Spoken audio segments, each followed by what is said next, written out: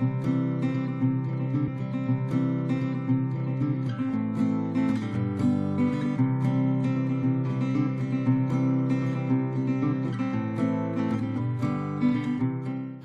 let's see the sponginess and the juiciness of this.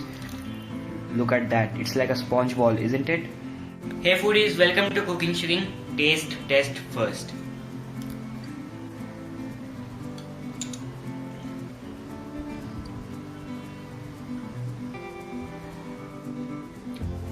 This is very juicy, very soft and very delectable. This is nothing but Rasgulla. This is very popular. People claim from Bengal, people claim it is from Orissa. Now let's leave that apart and prepare some Bengali sponge Rasgulla. This is my favorite Indian sweet dish, and I have failed over 30 times to prepare this dish. Yes, over 30 times, that too miserably. I have experienced everything: dry rasgullas, broken rasgullas, flat rasgullas, and whatsoever, everything. And I have the perfect solution of everything now, as I have experienced so much. This is the perfect recipe for you all. Let's have a look at the ingredients required for preparing this Bengali sponge rasgulla. All we need is some milk, sugar and lemon. Now milk has to be pure cow milk. It has to be full cream and fresh. Don't use homogenized milk or UHT treatment, what they say, or Tetra Pak milks.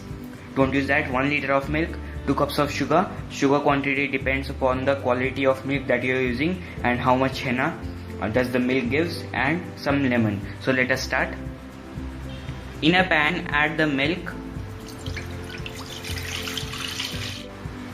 In medium flame, stir the milk and keep stirring it occasionally to prevent the burning of milk, as well as if you don't stir it, the malai may separate or cream may separate from the milk, which you don't want to have.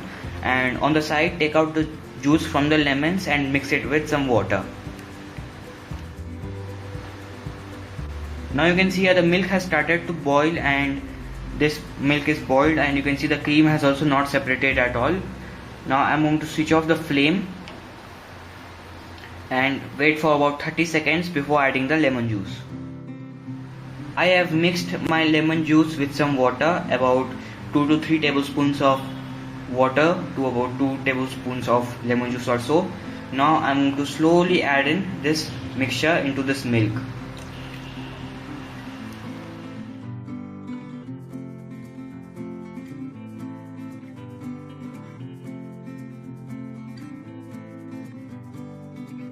Now you can see the milk has started to curdle.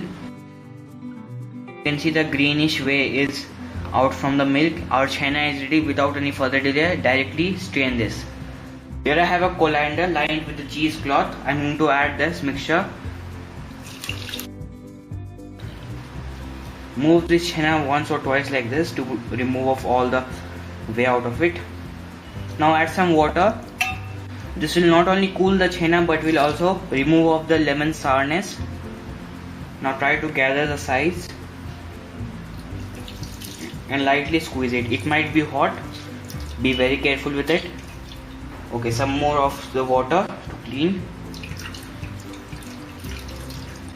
Don't apply too much pressure, lightly. Now hang this henna for about 30 minutes in a kitchen tap or in your cupboard for about 30 minutes, and all the excessive whey will be out from it.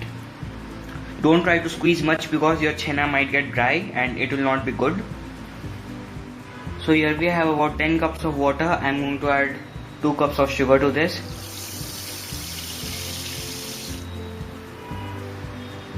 You might be thinking that is a lot of sugar syrup in here, but the calculation behind it is that if you have a rasgulla of 1 inch diameter and it will puff up into 2 inches, and then we want another 2 inches for letting it rotate nicely and swim it in sugar syrup nicely. So that is the reason behind getting so much of sugar syrup in here.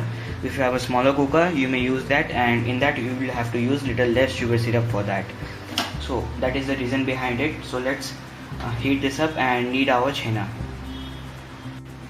Here we have our henna, which is resting for about 30 minutes. Hanging for about 30 minutes. Here you can see this is neither dry nor moist. This has to be like this.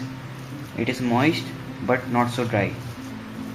So we are going to knead this until it gets smooth for about 3 to 4 minutes. It actually depends upon the quality of milk. Like if you use a toned milk, that will take about a long time, about 15 minutes or so, but this is pure fresh cow milk. This will take about 2 to 3 minutes to gather all. Continue kneading it like this and do like this also in between. You might hear a little chirping sound like of thing here. That is the consistency that we are after. This is not dry, nor moist, nor wet. This has to be like this.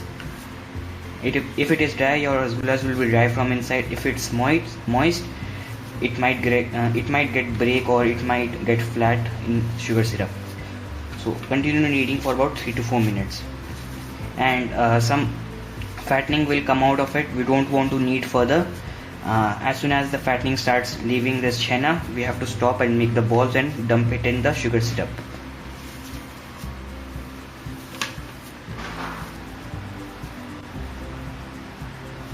So this has been kneaded well for about 3 to 4 minutes. You can see the consistency.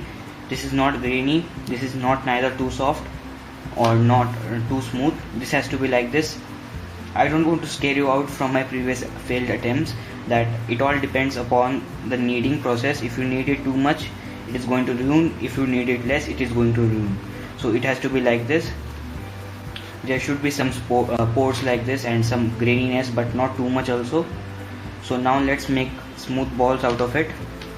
So this will make about 8 for me.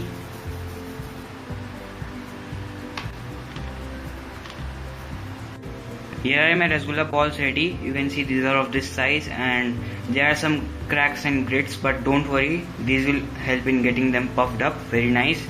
So now you can see this water is bubbling really well. I'm going to add this into this. So okay, it's fine. Let me add all. Now I want to immediately cover it like this itself. You may use any pot with a tight lid, or you can use a big pressure cooker like this. This is a 3.5 liter pressure cooker. I'm not going to cover it, I'm going to cover it with a lid like this. Set up a timer of about 15 minutes and check it. After about 5 minutes, stir it once and check. I'm going to show you how it looks like after 5 minutes. And make sure the flame is at high for about 2 to 3 minutes. After that, take it to medium high. The water should be continuously bubbling. So it has been about 5 minutes. Don't stir it for the first 5 minutes. You can see they are looking very puffed up and nice. Give it a stir slowly. Cover it again. And after again 5 minutes, we are going to give it a light stir. So it has been about 15 minutes or so, and you can see them. They are really puffed up and really nice. What I'm going to do is switch off the flame, and then I'm going to transfer these into a bowl. If you see some spots like you saw just now, like brown spots, don't worry, they are just little sugar dirt that will go. You may clean the sugar syrup, but I was feeling lazy. With some milk. So I have added all my rasgullas in here, and if you stir the rasgullas while cooking too much, then your rasgullas might break, like this one has got a little bit, but don't worry about that. Now we have to wait for about 6 to 7 hours before serving them. Right now they are super soft. They are not holding their shape at all. After 6 to 7 hours they'll get sweet, they'll hold their shape, and they'll be perfect, and they'll be very nice. So after 7 hours we are going to serve them. Here we have our rasgullas ready to be gobbled up. They are super soft and super nice and super spongy. If you are worrying about the leftover sugar syrup that you will get from these rasgullas, don't worry, the next video is for you. How to use leftover sugar syrup of rasgullas, gulab jamuns, pantuas, jalebis and whatsoever. So let's see the sponginess and the juiciness of this.